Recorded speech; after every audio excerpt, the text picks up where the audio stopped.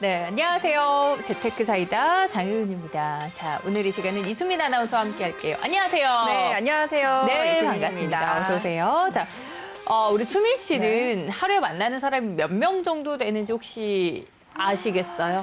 좀 어렵죠? 네, 뭐 이게 그냥 스쳐 지나가는 사람들만 생각해도 정말 셀 수가 없지 않을까 싶은데요. 그러니까요. 네. 근데 이게 낯선 사람의 효과라는 말이 있다고 해요. 네. 어떤 말이냐 봤더니 이게 우리가 맺고 사는 인간관계에 있어서 그 가족이나 친구처럼 강력한 관계를 맺은 사람보다 오히려 뭐 가볍게 스쳐 지나가는 뭐 강약으로 따지자면 조금 약한 사람한테 오히려 큰 도움을 받으면서 산다고 하거든요. 그래서 이 이야기, 이 효과, 낯선 사람의 효과라는 이야기를 들으면 우리가 사람들을 대할 때 어떻게 태도를 대해야 될지 좀 감이 오지 않나요? 감이 좀 오는 것 네. 같습니다. 아무리 작은 인연이라도 좀 소중하게 여기는 자세, 그런 게 좀 필요하지 않을까 싶어요. 맞아요.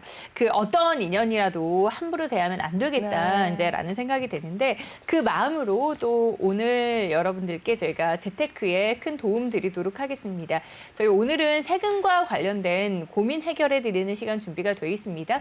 여러분들 부동산 세금과 관련된 궁금증들 있다, 혹은 좀 어려움을 겪고 있다 하시는 분들이 있다면 오늘은 여러분들의 고민 직접 세무사, 전병옥 세무사와 함께 풀어 드릴 거니까 많은 참여 부탁드리고요. 참여 방법 어떻게 되나요? 네, 참여 방법 알려드리겠습니다. 저희 전화 상담 진행하고 있습니다. 026007-8339번으로 언제든지 전화 주시면 저희가 함께 고민 상담해 드리고 있고요. 저희 너튜브를 통해서도 실시간으로 상담 받고 있으니까요. 전화가 좀 부담스러우신 분들은 너튜브 상담을 통해서 또 신청해 보시길 바랍니다. 네, 전화를 통해서 그리고 댓글을 통해서 여러분들의 적극적인 참여 기다리고 있겠습니다. 세금 고민 혼자 끙끙 앓지 마시고요. 세무사와 직접 나눠보시기 바랍니다. 저희 잠시 후에 돌아와서 여러분들 세금 고민해 드리는 시간으로 찾아오도록 하겠습니다.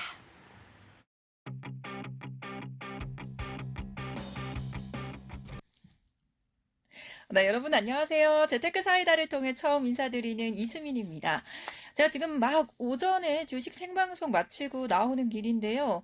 저도 매일매일 방송은 하지만 사실 이거 어떻게 내 재테크 관리해야 되나, 내 부동산 어떻게 해야 되나 고민이 정말 많습니다. 여러분도 그러실 것 같은데 저희와 함께 하시면서 정보도 얻어 가시고 고민도 해결해 보시기 바랄게요. 계속해서 재테크 사이다 이어집니다. 네, 저는 이제 일정을 마치고 제가 좋아하는 곳에서 좋아하는 차도 한잔하면서 뭐 좋아하는 TV도 보고 쉬려고 합니다. 우리 시청자분들은 가장 좋아하는 음식이 뭘까요? 제가 거기까지는 아직 파악을 못했는데 아마 가장 좋아하는 프로그램은 우리 재테크 사이다 아닐까 싶습니다. 자, 오늘도 알찬 정보로 많이 준비했으니까요. 우리 또 잠시 뒤에 다시 만나요.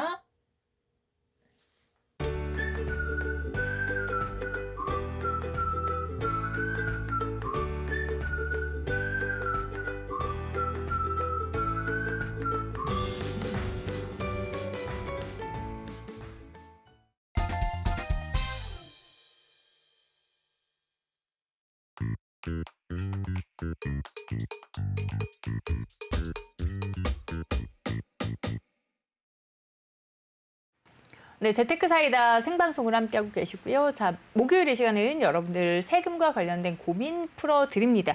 세무법인 한울의 전병옥 세무사와 함께합니다. 세무사님, 안녕하세요. 안녕하세요. 네, 반갑습니다. 반갑습니다. 네, 오늘 더 반갑네요, 세무사님. 네, 맞습니다. 지난주에 못 뵀어요. 네, 제가 이제 지난주에 개인적인 사정상 못 나왔는데 지난주에 좀 중요한 내용을 알려주셨다고 해요. 네, 그래서 맞습니다. 제가 다시 한번 좀 듣고 싶어서. 네. 어떤 그렇지 내용 않아도 풀어주셨어요? 지난주에 이번 주가 종합소득세 신고 기간입니다. 네. 그래서 주택 임대소득이 있으신 분들이 그 주택 임대소득을 신고를 해야 되는지 말아야 되는지 그 부분을 설명을 드렸는데요. 네. 장희원 아나운서님도 안 계셨고 네. 또 시청자분들께도 또 중요한 포인트를 제가 못 알려드린 게 있어가지고 네. 간략하게 그거 시작하기 전에 알려드리고 좋습니다. 시작하도록 할게요. 중요한 내용이니만큼. 네네네. 네. 복습 한번 해볼까요? 네, 좋습니다. 네. 그러면은 보도록 하겠습니다. 네, 주택 임대소득은 주택 수에 따라서 소득세 신고를 할 수도 있고 안 할 수도 있다. 이렇게 말씀을 드렸어요. 네. 우리 이수민 아나운서님, 네. 지난주에 제가 이 주택수를 어떻게 계산하는지 설명드렸나요? 제가 지난주에 정말 열심히 들었는데요. 그 부분 네. 설명 안 해주신 것 같은데요. 맞습니다. 맞죠? 예, 네. 이게 부부 합산인지 아니면 개인 합산인지 아니면은 세대 합산인지 네. 이 부분을 제가 빠뜨렸더라고요. 네. 그래서 정말 시작부터 제일 중요한 걸 빠뜨려가지고 네, 오늘 다시 한번 이 부분만 간략하게 설명을 드리도록 하겠습니다. 네. 자, 이 주택이 1주택이냐, 2주택이냐, 3주택 이상이냐에 따라서 소득세 신고를 해야 되고 안 해야 되고 구분이 된다고 지난 시간에 말씀을 드렸습니다. 네. 자, 주택수를 산정하는 기준은 부부 합산입니다. 부부 합산. 네. 네. 부부. 부부 합산. 예, 맞습니다. 세대 합산이 아니라는 거예요. 어. 그래서 만약에 같은 세대에 있는 자녀하고 주택수가 만약에 내가 하나를 가지고 있고 네. 자녀가 하나 가지고 있다. 그러면은 1주택이라는 거죠. 아. 네, 여기 1주택에 해당이 되는 겁니다. 네. 근데 배우자가 하나를 가지고 있고 내가 하나를 가지고 있어요. 오. 그러면은 2주택에 해당이 되는 거예요. 그렇군요. 네, 맞습니다. 그래서 부부 합산으로 주택수를 계산을 한다는 겁니다. 이게 제일 중요한 내용인데 지난 시간에 빠뜨렸습니다. 아. 네. 그래서 네. 1주택 보유자는 원천적으로 비과세입니다. 네. 비과세. 그러니까 월세를 아무리 많이 받아도 비과세라는 거죠. 근데 비과세를 다 해주냐? 그건 아니라는 거예요. 이 공시가격 9억 원을 초과하는 경우에는 소득세 신고를 해야 되는 거예요. 소득세 신고를 하는데 어떻게 하냐면은 그 소득이 2천만 원을 초과하냐, 2천만 원 이하냐에 따라서 종합과세를 하느냐, 분리과세를 하느냐 이렇게 구분이 된다는 겁니다. 그래서 1주택을 가지고 계시는데 공시가격이 9억 원 이하다. 그러면은 소득세 신고를 하지 않으셔도 됩니다. 그 소득이 2천만 원을 초과한다 하더라도. 근데 그렇군요. 내가 보유하고 있는 그 임대를 주고 있는 1주택이 공시가격 9억 원을 초과한다고 하면은 신고를 해야 되는데 2천만 원일 때는 분리과세와 종합과세를 요걸 제가 지난 시간에 선택할 수 있다고 그랬습니다. 네. 선택. 그렇지만은 2천만 원을 초과하게 되면은 무조건 종합과세를 선택을 해야 됩니다. 네. 그 이유는 뭐냐면요. 2천만 원을 초과하면은 다른 소득이 있다 할 경우에는 그 다른 소득과 합산해서 신고를 해야 된다는 거예요. 그러면 세율이 좀 더 높아지겠죠. 그렇죠? 그리고 2천만 원 이하는 소액 임대소득이다 해서 단순 그 분리과세에 의해 가지고 세금을 신고를 할 수 있습니다. 자, 그런데 분리과세를 할 경우에 세율이 몇 프로였냐면은 지난 시간에 기억나세요? 14%입니다. 14%. 근데 내가 이 주택임대소득밖에는 없어요. 그러면은 우리 1,200만 원까지는 세율이 어떻게 되냐면은 소득세 세율이 6%입니다. 6%. 자, 1,200만 원까지는 6%니까는 14%를 적용할 거냐, 6%를 적용할 거냐. 무조건 2천만 원 이하를 분리과세를 한다 하면은 14%의 높은 세율이 적용이 되겠죠. 네. 그러다 보니까는 내가 만약에 이 주택 임대소득밖에 없는데 2천만 원 이하다. 그러면은 분리과세를 선택해서 할 수도 있고, 네. 그리고 이 종합소득세 신고를 해가지고 6%의 세율을 적용받을 수도 있는 겁니다. 그래서 분리과세는 선택이다.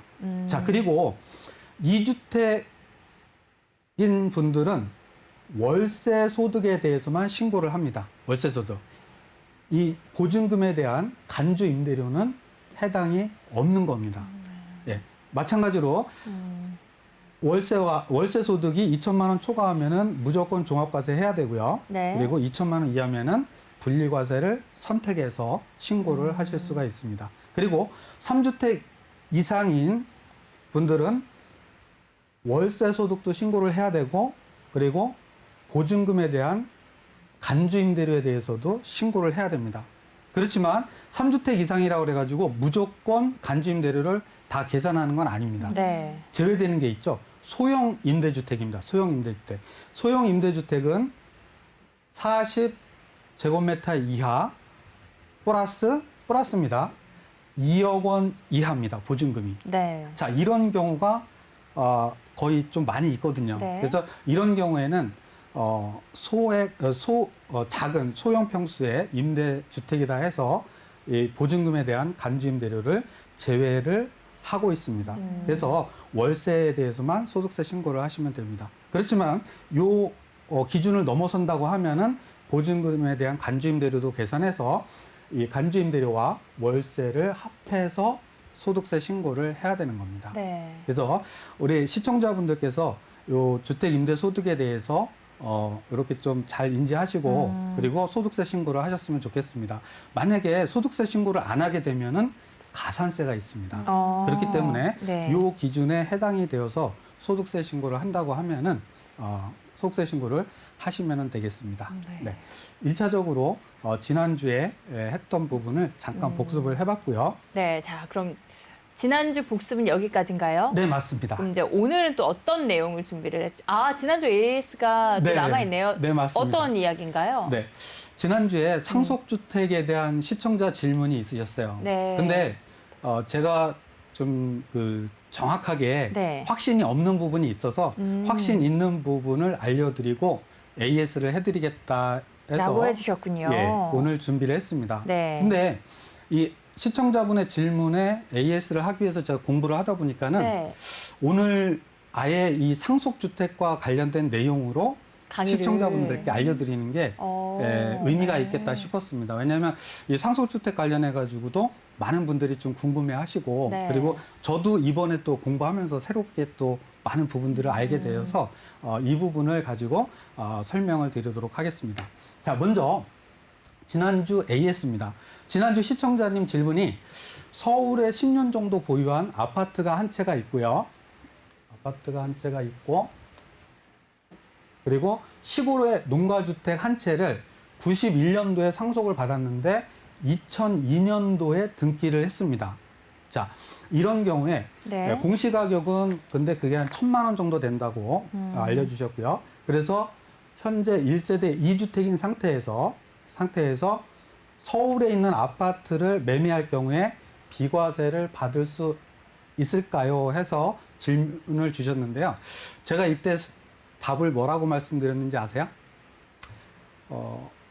상속주택이라고 하는 것은 일반 주택을 보유한 상태에서 상속받은 경우에 그 일반 주택을 양도할 경우에 이 상속주택을 주택으로 보지 않는다. 네. 그렇기 때문에 이 서울에 있는 주택을 양도할 경우에 세금을 내셔야 될 겁니다라고 말씀을 드렸습니다. 그렇지만은 제가 AS를 통해서 좀 더 확실하게 알려드리겠습니다 했는데 가능할까요? 안 가능할까요?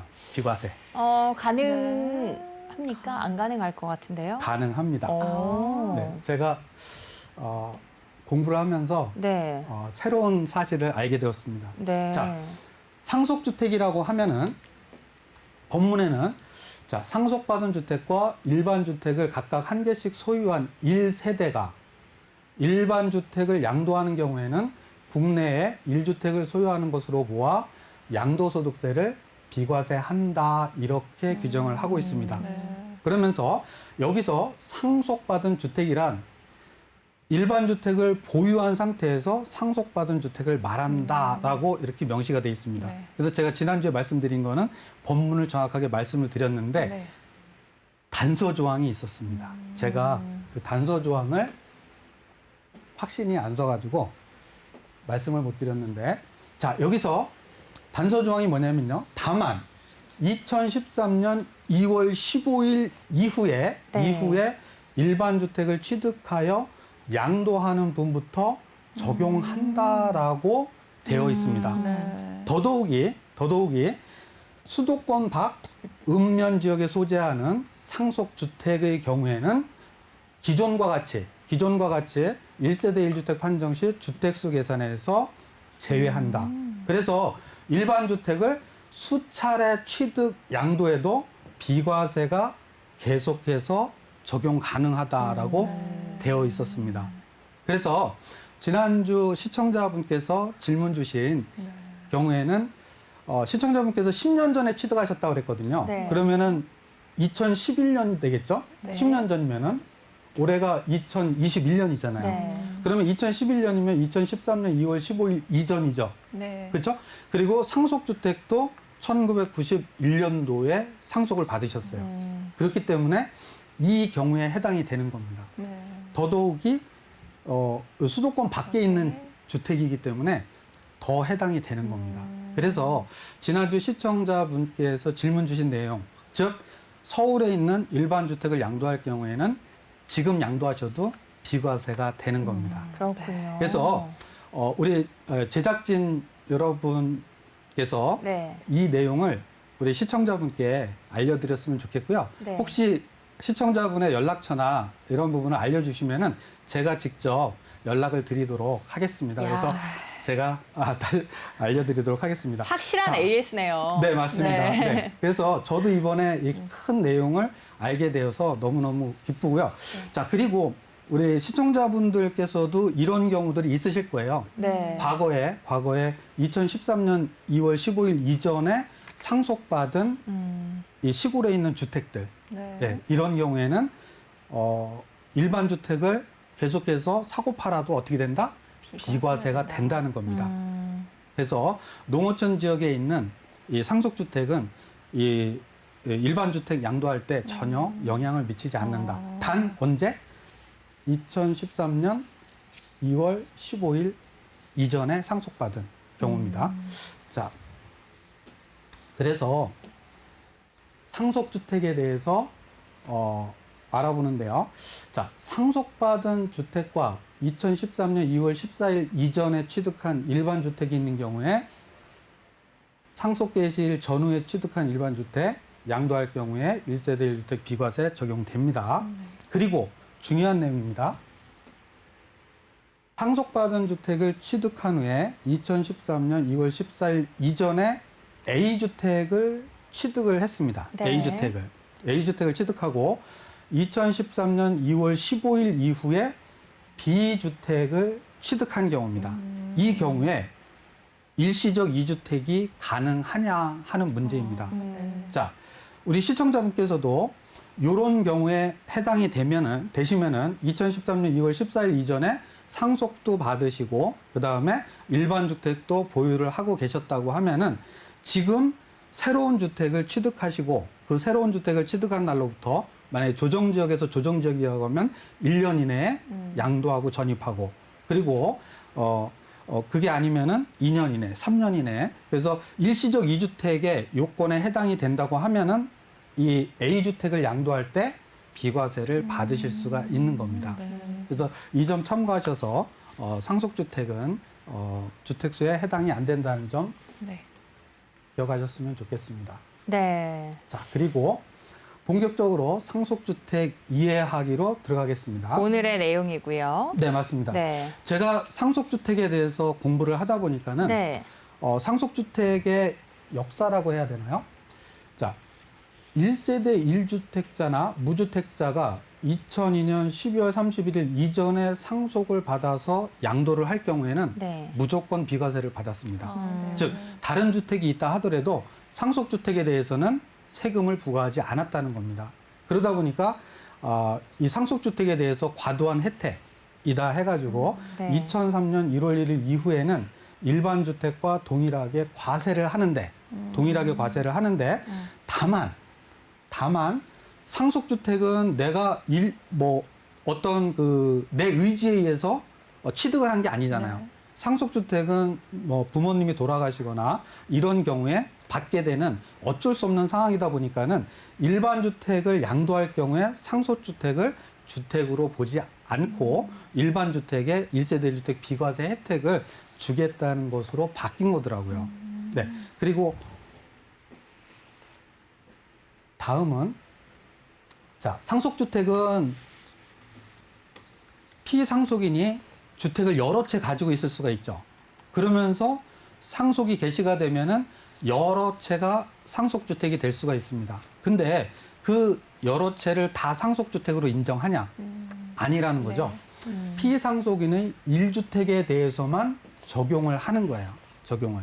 자, 그렇다면은 피상속인이 둘 이상의 주택을 가지고 있다가 돌아가셨을 때, 상속이 개시가 됐을 때 이 하나의 주택을 선별을 해야 되죠. 네. 그렇죠? 그래서 하나의 주택을 선별하는 방법, 즉 상속주택을 판정하는 방법을 세법에서는 순서를 정해놨습니다.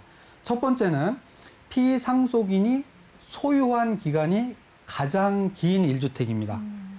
여러 채의 주택을 소유하고 계셨다고 하면 가장 오래된 주택, 네. 오래돼서 상속으로 넘어오는 주택을 요 상속주택으로 하고, 나머지 주택은 그러면 상속주택이 아니라는 거죠. 그렇죠? 그럼 그 나머지 주택을 받은 사람은 어떻게 소유하고 있으면은 그거는 하나의 주택이 되는 거예요. 네. 내가 그 주택을 가지고 있으면서 일반 주택을 가지고 있다. 기존에 내가 가지고 있는 주택을 양도하게 되면 이때는 비과세가 안 된다는 이야기를 하는 겁니다. 그리고 소유한 기간이 만약에 같다. 그랬을 때에는 피상속인이 거주한 기간이 가장 긴 주택, 이 주택이 상속주택이 되는 겁니다. 그리고 이것도 같다 하면은 상속 개시 당시에 거주한 1주택이 될 거고요. 이것도 같다 그러면은 기준시가가 가장 높은 1주택이 상속주택에 해당이 되는 겁니다. 그래서 상속주택이 여러 채가 있다고 하면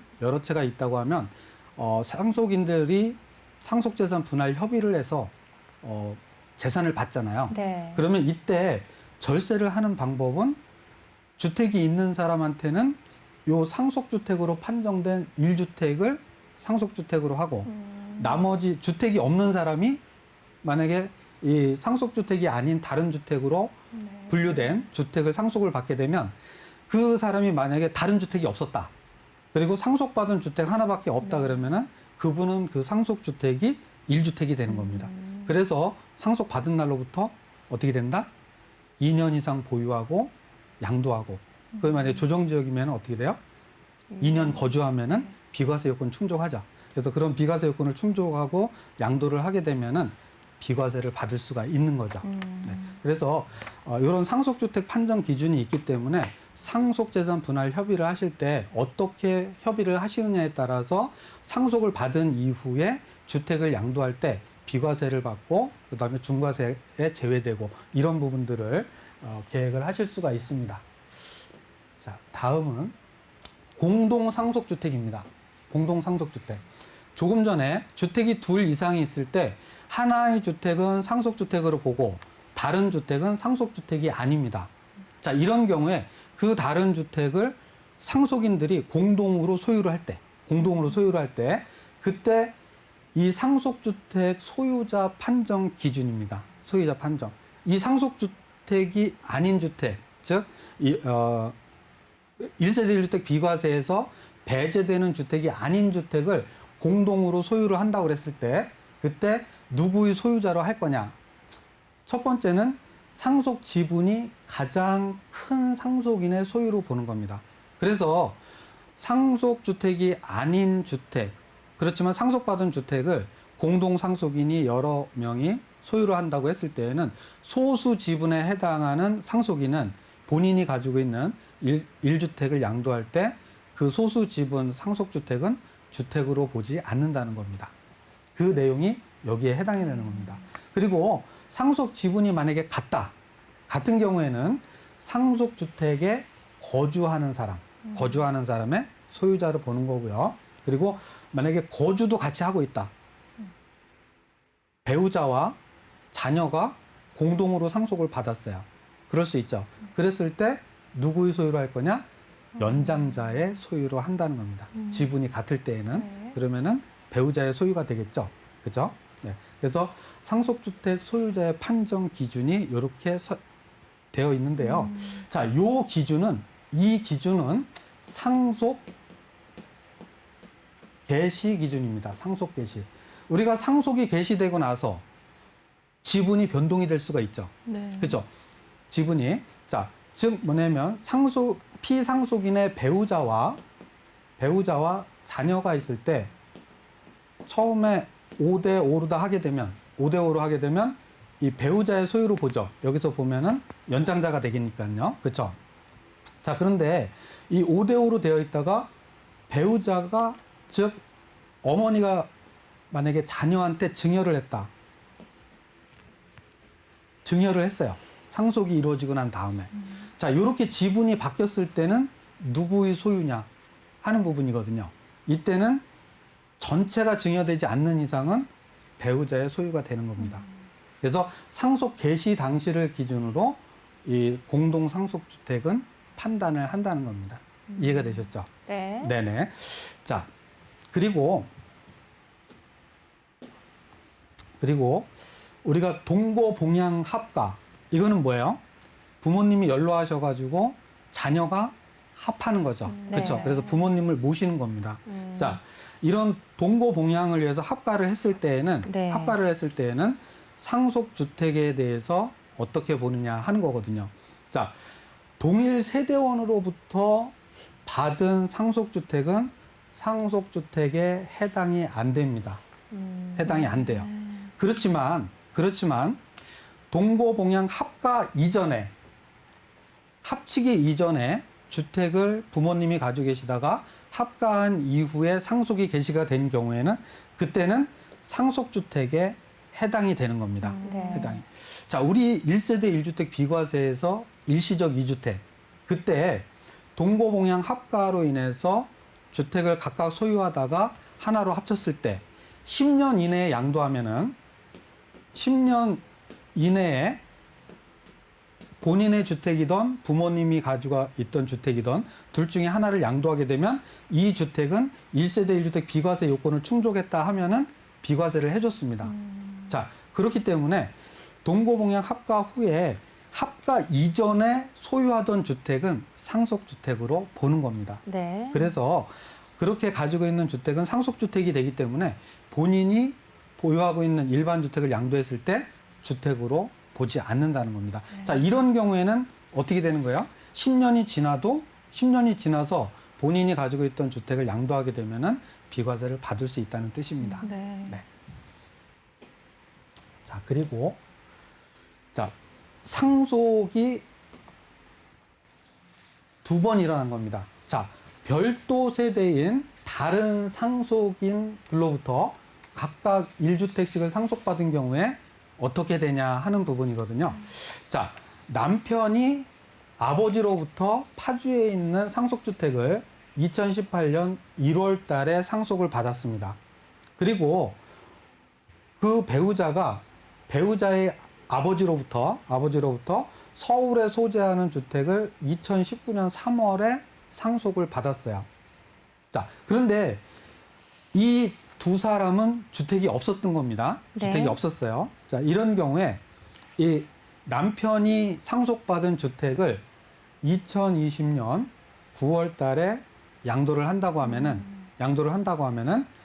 비과세를 받을 수가 있다는 겁니다. 자, 이 비과세를 받는다는 거는 요 남편이 받은 이 주택이 파주죠. 네. 그렇죠? 파주는 조정지역이 아닙니다. 예, 조정지역이 아니다 보니까 2년 이상만 보유하고 양도하게 되면 어떻게 된다? 비과세를 받을 수가 있는 겁니다. 근데 이 부인이 아버지로부터 받은 이 상속주택이 이 파주 주택을 양도하는데 영향을 안 미친다 네. 하는 것입니다. 이해되시죠? 네. 네네. 그래서 별도 세대인 다른 피상속인들로부터 각각 주택을 상속받았을 때 이렇게 하면 비과세가 되는데 요 부인이 받은 주택을 먼저 양도하게 되면 이때는 비과세가 안 되는 겁니다. 즉 남편이 받은 이 상속주택이 상속주택으로 안 보는 겁니다. 네. 요 부인이 상속받은 주택을 팔게 되면. 그래서 이 상속받은 주택을 파는 순서에 따라서 비과세가 될 수도 있고 안 될 수도 있다 하는 내용을 이야기하고 있는 겁니다. 자, 우리 시청자분들 실시간 질문을 받을 시간이 되어서 네. 마지막으로 하나만 더 보고 네. 마치겠습니다. 자, 상속주택 비과세 요건입니다. 즉, 좀 전에 본 것처럼 본인들은 주택이 없는데 상속주택을 받은 겁니다. 그래서 상속받은 1주택이 있을 때 이 1주택의 비과세 요건입니다. 그래서 상속받은 주택은 상속 개시일로부터 보유기간을 기산을 하게 되어 있습니다. 왜냐하면 상속받은 시점이 내가 소유한 시점이기 때문에 원칙적으로 상속 개시일이 1주택 보유 시점입니다. 그렇기 때문에 이 시점부터 보유기간을 기산을 하는데 동일 세대원으로부터 상속을 받은 경우에는 이 돌아가신 분이 당초 취득한 시점부터 보유기간을 기산을 한다는 거야. 그래서 동일 세대원이 부모가 하나의 주택만 가지고 있었는데 그 부모와 같이 동거봉양을 하다 부모님이 돌아가셔서 상속을 받은 경우입니다. 이 경우에는 돌아가신 분이 보유한 기간도 보유기간에 해당이 돼요. 우리가 2년 이상 보유를 해야 되잖아요. 그렇죠? 네. 2년 이상 보유를 해야 되는데 이 보유기간이 다 충족이 된다는 이야기입니다. 아시겠죠? 네. 네. 그래서 상속주택의 비과세 요건은 보유기간이 동일 세대원으로부터 상속을 받았을 때는 피상속인의 보유기간을 통산한다는 거 굉장히 중요한 내용이니까요. 우리 시청자 여러분들께서도 이 내용 숙지하시고 비과세 요건 판단하시기를 바라겠습니다. 자, 이상으로 오늘 상속주택에 대해서는 마무리를 하도록 하겠습니다. 네, 사실 좀 어려움을 느끼실 겁니다. 상속주택에 대해서 어떠한 개념으로 파악을 해야 되는지 완벽하게 이제 좀 말씀을 해주셨거든요. 여러분들 도움 되셨기를 바라겠고요. 지금부터는 가지고 계신 세금과 관련된 궁금증 해결해 드리는 시간입니다. 자, 전화 그리고 또 너튜브 댓글을 통해서 함께 해 주실 수가 있어요. 우리 수민 아나운서가 참여 방법 다시 한번 안내해 주세요. 네, 전화로는요. 026007-8339번으로 전화 주시면 저희가 언제든지 고민 상담 함께 해드리고 있고요. 너튜브로도 많은 참여 부탁드립니다. 네, 전화를 통해서 댓글을 통해서 좀 더 편하신 방법으로 이 시간 여러분들 가지고 계시는 세금과 관련된 고민 남겨주시고요. 지금부터 실시간으로 또 우리 세무사님과 함께 해결해 드리도록 하겠습니다. 세무법인 한울의 전병옥 세무사와 함께하고 있습니다. 첫 번째 시청자분 연결해 볼게요. 여보세요? 여보세요? 네, 안녕하세요. 안녕하세요. 어머님 반갑습니다. 반갑습니다. 네, 저희 지금 전화 연결 소리가 지금 작아서요. 저희 스튜디오 내에서 볼륨을 조금 높여주시거나 아니면 어머니 말씀을 조금 전화기 가까이에서 해주실 수 있으실까요? 네, 알겠습니다. 아유, 네, 이제 잘 들리네요. 고맙습니다. 어머니 어떤 점 궁금하세요? 네, 제가 임대주택이 2개가 있어요. 중구에 하나, 영등포에 하나, 네, 그리고 김포에 분양받은 게 하나 있고요. 네, 그래서 이거를 영등포께 내년 5년 만기예요. 그래서 영등포 것도 내년 6월 달이 또 세입자도 만기고, 그래서 내년 6월 달에 영등포 걸 팔고, 또 7월 달에 김포 것도 세입자가 만기예요. 그래서 7월 달에 김포 것도 동시에 2개를 팔고 싶어요. 6월 달에 팔고 7월 달에 팔고. 네. 근데 동시에 이 2개를 팔 수가 있나, 또 팔 수 있으면 세금은 얼마나 나오나 궁금해요. 알겠습니다. 야, 어머니 핵심 지역에 부동산을 좀 많이 가고 계시네요. 중구, 또 영등포, 그리고 이제 김포까지 아무래도 1가구 3주택자이시다 보니까 세금과 관련된 좀 답답함, 그리고 좀 무서움이 네. 있으실 것 같아요. 내년에 매도 계획을. 임대주택은 40제곱미터 이하라요. 아주 싼 거예요, 2개 다. 알겠습니다. 그래서 이제 내년에 영등포 그리고 김포를 매도 계획을 가지고 계시는데요. 자세한 내용 우리 세무사님과 함께 이야기 나눠보세요. 연결해 드릴게요. 네, 감사합니다. 네, 안녕하세요. 전병옥 세무사입니다. 안녕하세요. 반갑습니다. 아, 네네, 반갑습니다. 이제 잘 들립니다. 제가 잘 안 들려가지고 감사합니다. 받아 적지를 네, 못했거든요. 네. 아, 또 작아졌네요. 조금 아, 그래요? 볼륨을 키워주셔야지 제가 들을 수 있을 제일 것 크게 같아요. 했는데. 아, 어머니 전화기에 조금 더 입을 가까이 대고 말씀을 해주시면 좋을 것 네, 같아요. 네, 알겠습니다. 아, 네, 이제 잘 들립니다. 네. 네네. 자, 임대주택을 소유하고 계시는데 영등포에 하나의 주택을 가지고 계시고 하나는 또 어디라고 하셨죠? 중구 흥림동이요. 중구 흥림동? 네. 아, 네. 흥림동. 네. 그 다음에 그리고 또 하나 주택을 가지고 계시는 거로 제가 들었는데 김포에 있습니다. 아, 김포요.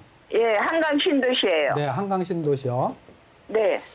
자, 그러면은 지금 영등포가 내년 6월에 이 임대 기간이 말소가 된다고요? 네네. 예, 임대 말소가 되고 그다음에 이 흥림동은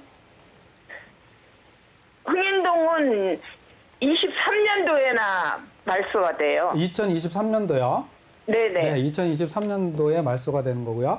그러면은 네. 영등포가 말소가 되고 나면은 양도를 하시고 싶다는 거죠, 매도를. 네. 예. 자, 요렇게 김포 거는 7월 달이 만기예요. 7월이 만기고요. 세입자가 사는 네. 게. 아, 네네네. 그래서 그래서 김포 거는 임대주택이 아닌데, 임대는 아니고요. 네네. 예, 예. 그래서 영등포하고 김포하고 한 달 차이로 두 개 다 팔고 싶은데, 네네. 그렇게 두 개 다 한 달 차이로 팔아도 되는지. 네, 팔아도 되는데요. 팔아도 네. 되는데, 김포가 지금은 조정지역인가요? 네, 지금은 조정지역인데, 지금은 조정지역이죠. 되기 전에 샀어요. 조정지역 되기 전에 취득하셨고요. 네. 네. 네. 그러면은, 일단 제가 좀 설명을 드려보겠습니다. 영등포와 감사합니다. 흥림동은 임대가 되어 있고요. 임대가 네. 되어 있고, 영등포가 내년 6월에 임대 기간이 종료가 돼서 네. 그 이후에 매도를 하시고 싶은데, 요거를 네. 매도하고, 김포 거를 네. 매도하면은, 네. 매도가 가능한지, 그리고 매도했을 네. 때 어떤 문제가 발생하는지에 대해서 궁금해 하시는데요.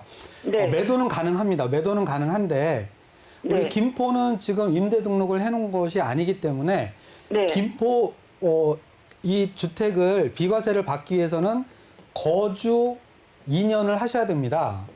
김포 거는 조정지역 되기 전에 네. 분양받은 거예요. 2017년도에요. 3월 달에요. 우리 주택 임대 사업자가 있을 때, 네. 주택 임대 사업자가 있을 때 비과세를 받는 거는 네. 반드시 조정지역이냐 비조정지역이냐에 상관없이 거주 주택을 양도하는 겁니다. 거주 주택을 양도했을 때 비과세를 받을 수 있는 거예요.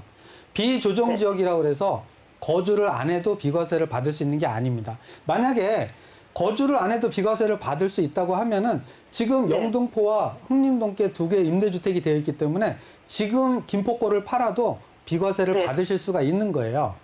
네. 그렇지만 지금 여기에 거주를 안 하신 거로다 제가 들었는데. 네, 거주를 안 했어요. 네. 거주를 안 하셨기 때문에 거주주택이 아니기 때문에 이 김포 거는 팔게 되면은 양도하시게 되면 비과세를 받으실 수가 없습니다. 자, 그리고 네. 이 영등포 주택을 양도하게 되면 물론 이제 임대 기간이 끝났기 때문에 네. 중과세에 해당이 안 됩니다.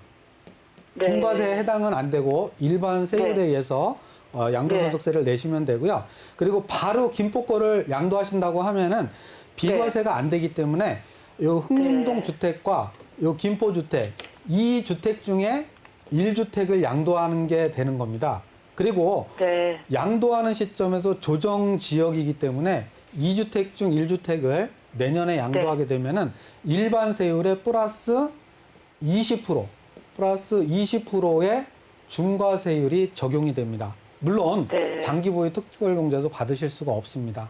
그래서 우리 시청자분께서는 영등포 거를 내년에 판다고 하시면은 영등포 거를 매도를 하시고 나서 그리고 김포 요 임차인이 나가고 나서 네. 거주를 하셔서 비과세 요건을 충족한 다음에 양도를 하시는 것이 김포 거를 절세를 먼저 하는 방법입니다. 팔면은 그래도 안 되나요? 어떻게요?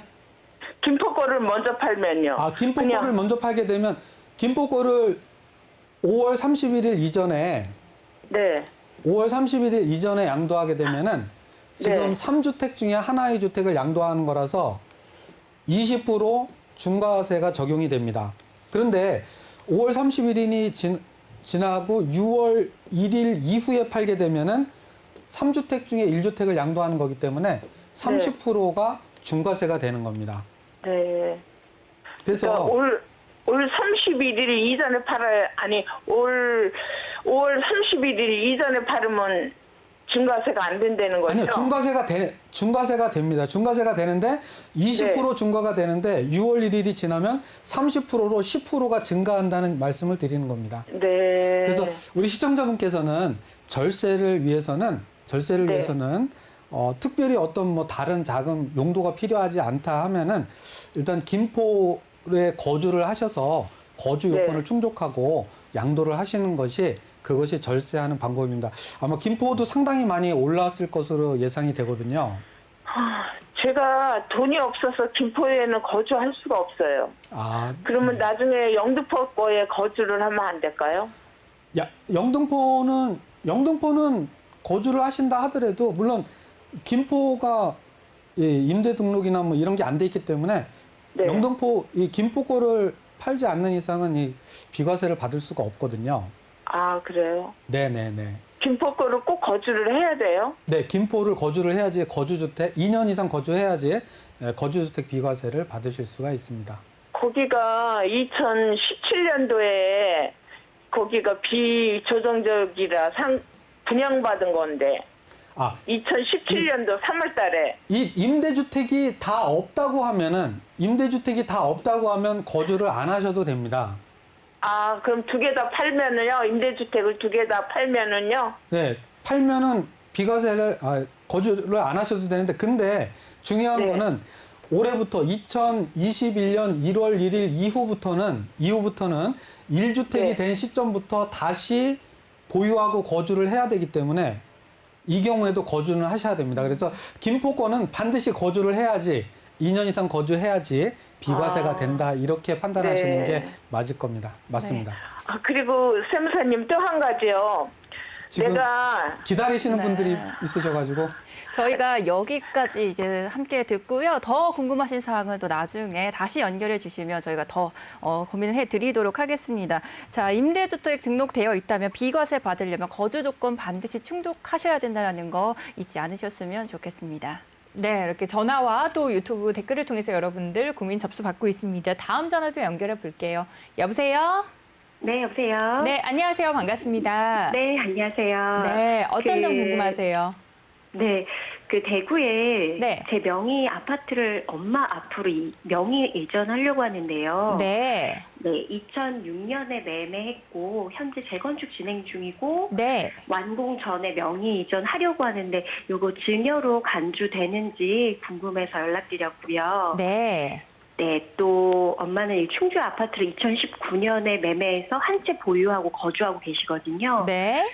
그 대구 아파트를 엄마 명의로 하게 되면 일시적 1가구 2주택자가 돼서 충주 아파트는 다시 매도를 하려고 하는 상황이에요. 네. 그 비과세 혜택을 받고 싶은데 2년 내에 매도를 해야 되는지 궁금해서 연락드렸습니다. 알겠습니다. 지금 보유하고 계시는 대구의 재건축이 진행 중인 아파트는 이제 어머님 앞으로 명의를 이전을 네. 하시려고 해요. 근데 또 보유하고 계신 어머님이 아파트가 충주에 있다 보니까 매도를 할 건데 비과세를 받을 수 있는 여건이 좀 궁금하신 것 같아요.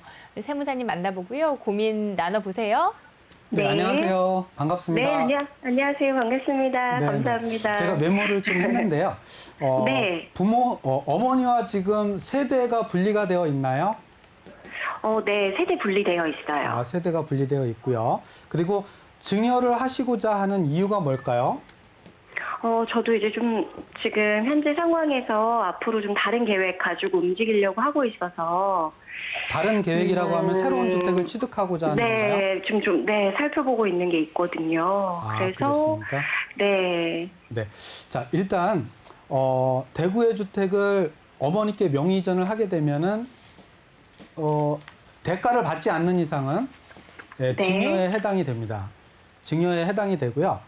그리고 지금 현재 대구 아파트가 재건축이 진행 중이기 때문에 네. 진행되고 있기 때문에 이 취득세 중과세나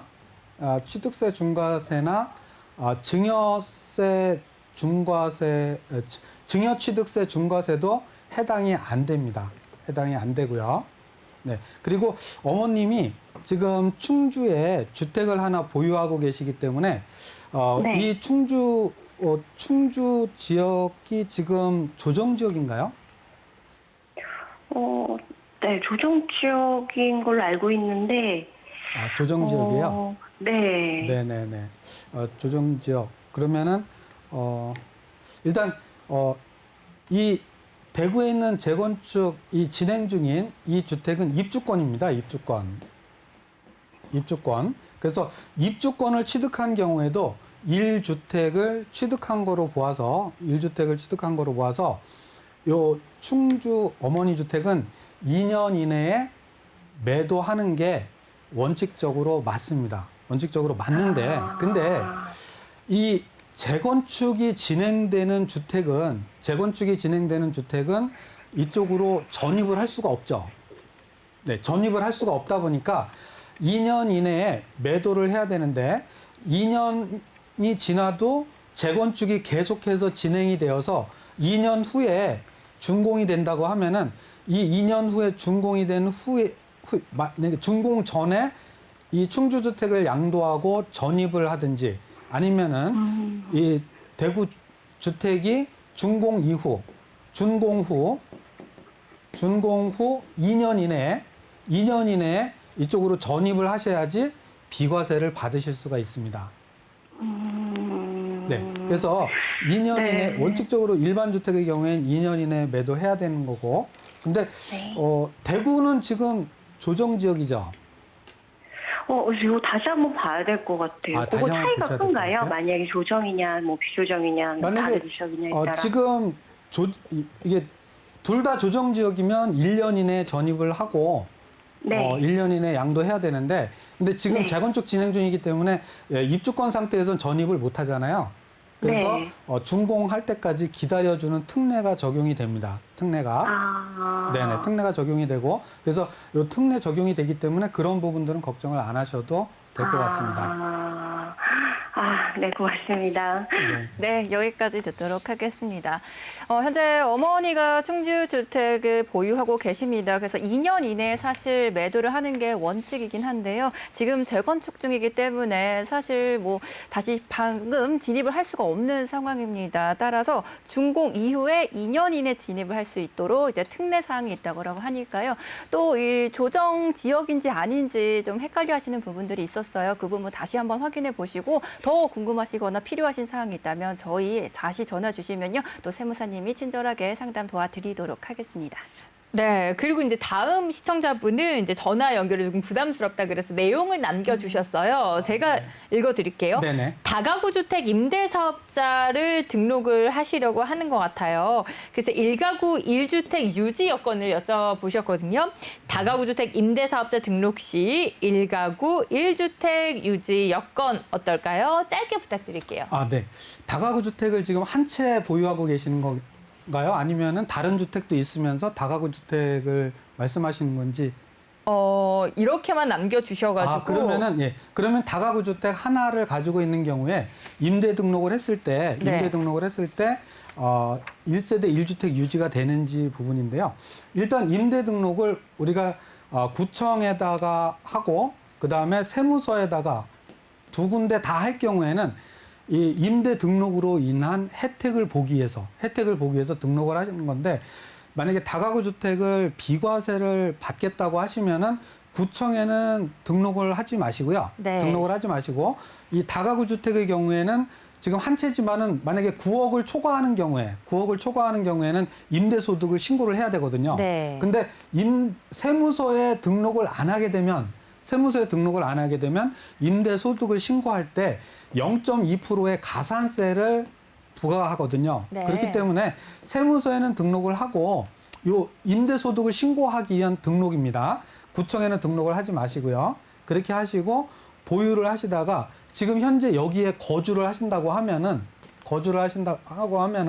2년 이상 거주하고 2년 이상 보유하고 이 다가구 주택을 양도를 할 때 요 전체에 대해서 비과세를 받으실 수가 있습니다. 그런데 구청에다가도 등록을 하고 세무서에다가도 양쪽에다 등록을 한 경우에는 임대 등록 기간을 다 채우셔야지만이 비과세를 받으실 수가 있습니다. 이상으로 마치도록 하겠습니다. 네, 이렇게 전화를 통해서 남겨주신 고민까지 해결해 드렸고요. 세무법인 한울의 전병옥 세무사와는 여기서 인사드릴게요. 고맙습니다. 네, 감사합니다. 네, 오늘 저희가 준비한 소식은 여기까지입니다. 저희는 내일도 알찬 부동산 정보로 여러분들 인사드릴게요. 함께해 주신 여러분 고맙습니다.